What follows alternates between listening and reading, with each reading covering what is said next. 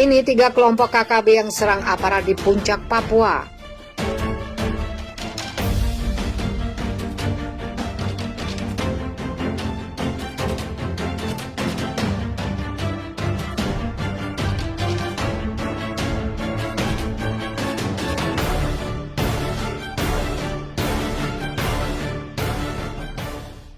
Konflik bersenjata di Papua belum reda, kelompok KKB masih sering menyerang aparat keamanan. Korban dari kedua belah pihak sering jatuh akibat kontak senjata.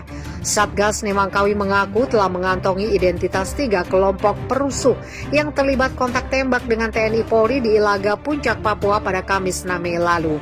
Kelompok perusuh Lekagak Telenggen, kelompok Enggen, kelompok perusuh Larimayu, dan kelompok perusuh Mamboan, kata Kasatgas Humas Nemangkawi, Kombes M. Iqbal Al-Qudusi lewat keterangan tertulis Jumat 7 Mei 2021. Iqbal mengatakan, kontak tembak pecah lantaran KKB disebut memulai penyerangan terlebih dahulu. Dia bilang, KKB Papua sengaja membuat keresahan di tanah Papua. Mereka ini sengaja membuat teror di masyarakat kelompok mereka, jelasnya. Pasca kontak tembak, masyarakat kembali beraktivitas dengan aman di bawah perlindungan TNI Polri. Tidak ada pengungsi di Ilaga, yang ada adalah masyarakat mengamankan diri dari serangan KKB. Setelah aman, masyarakat kembali beraktivitas, terangnya. Sebelumnya, KKB wilayah pegunungan Ilaga, Papua yang kini tengah diburu oleh TNI Polri kembali berulah dan melakukan penembakan ke arah aparat TNI Polri. Kasatgas Humas Nemangkawi Kombes M. Iqbal Al-Qudusi membenarkan peristiwa tersebut, bahwa benar pada hari Kamis 6 Mei 2021 pukul 19.07 WIT telah terjadi kontak tembak antara TNI Polri dan KKB di Kampung Kimak, Distrik Ilaga, Kabupaten Puncak, ungkap Al-Qudusi. Ia menyebutkan ada sebagian masyarakat yang mengamankan diri menuju kota Ilaga karena takut akan perusuh KKB yang melakukan serangan ke posko aparat. Saat ini TNI Polri sedang melakukan pengejaran dan meningkatkan keamanan di sekitar kota Ilaga, ucapnya. KKB organisasi perusuh. Sebelumnya, Menteri Koordinator Bidang Politik Hukum dan Keamanan Mahfud MD mengumumkan kelompok kriminal bersenjata Papua sebagai organisasi perusuh. Mahfud MD mengatakan keputusan pemerintah tersebut sejalan dengan pandangan yang dikemukakan oleh Ketua MPR, pimpinan BIN, pimpinan Polri, dan pimpinan TNI. Keputusan tersebut, kata Mahfud MD, juga sejalan dengan fakta banyaknya tokoh masyarakat, tokoh adat, pemerintah daerah, dan DPRD Papua yang datang kepada pemerintah, khususnya Kemenko Polhukam, untuk menangani aksi kekerasan di Papua. Pemerintah, kata Mahfud MD, menyatakan mereka yang melakukan pembunuhan dan kekerasan secara brutal, secara masif, sesuai dengan ketentuan Undang-Undang Nomor 5/2018 tentang pemberantasan tindak pidana perusuh. Mahfud MD menjelaskan definisi perusuh berdasarkan undang-undang tersebut adalah siapapun orang yang merencanakan, menggerakkan, dan mengorganisasikan perusuh. Sedangkan perusuh, kata dia, adalah setiap perbuatan yang menggunakan kekerasan atau ancaman kekerasan yang menimbulkan suasana teror atau rasa takut secara meluas, yang dapat menimbulkan korban secara massal dan atau menimbulkan kerusakan atau kehancuran terhadap objek vital yang strategis, terhadap lingkungan hidup, fasilitas publik, atau fasilitas internasional dengan motif ideologi politik dan keamanan. Tidak hanya KKB, kata Mahfud MD, pemerintah juga menyatakan mereka yang berafiliasi dengan KKB termasuk ke dalam tindakan perusuh.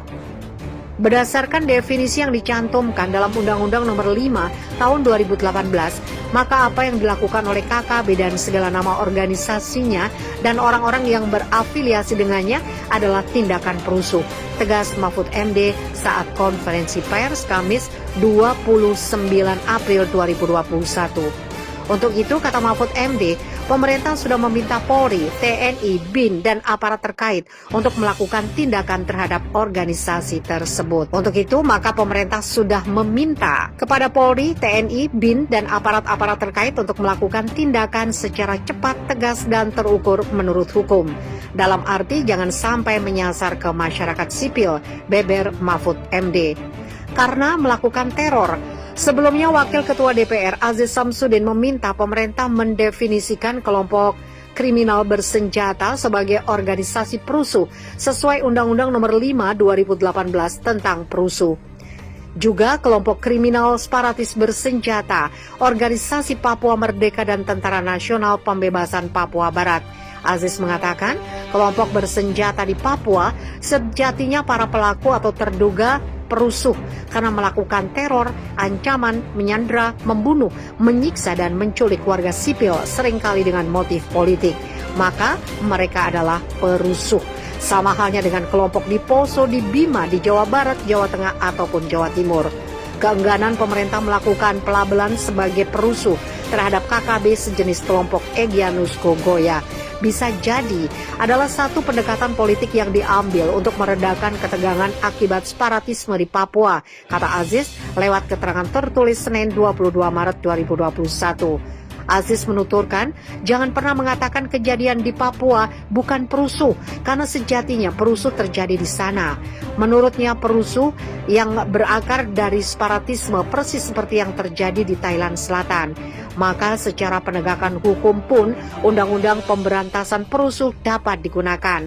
Walaupun pendekatan pemberantasan perusuh dapat digunakan di Papua, pendekatan terbaik adalah melalui pendekatan kesejahteraan, sosial, ekonomi, dan budaya, seraya memberikan rekognisi dan akomodasi terhadap hak-hak masyarakat adat atau lokal yang eksis di sana.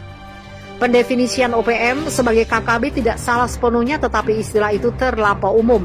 Begal motor, perampok bank misalnya juga dapat tergolong KKB sepanjang mereka berkelompok dan memakai senjata api tajam dalam aksinya.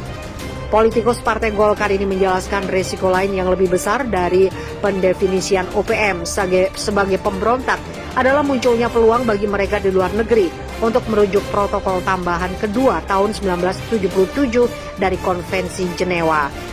Konvensi tersebut merupakan hukum internasional tentang penanganan perang jus in bello atau disebut pula hukum humaniter internasional. Protokol tambahan 2 membahas konflik bersenjata non-internasional atau di dalam sebuah negara. Pada pasal 1 dinyatakan angkatan perang, pemberontak atau kelompok bersenjata pemberontak lainnya yang terorganisir di bawah komando. Hal ini yang memungkinkan mereka melaksanakan operasi militer secara terus-menerus dan teratur, yang berarti termasuk objek Konvensi Jenewa. Pasal 3, protokol tambahan 2 melarang adanya intervensi dari luar. Tetapi tidak ada larangan pihak pemberontak menyampaikan masalah kepada dunia internasional jika menurutnya terjadi pelanggaran Konvensi Jenewa, bebernya. Aziz menegaskan walaupun belum atau tidak menyetujui dan meratifikasi protokol tambahan 2, Indonesia sudah meratifikasi Konvensi Jenewa. Karena itu penyebutan OPM sebagai pemberontak dapat berisiko internasionalisasi kasus serangan OPM atau saat TNI Polri menindak mereka. Penyelesaian OPM sebaiknya dilakukan komprehensif secara taktis operasional. TNI dan Polri segera menghancurkan dan menetralisasi para penyerang paparnya.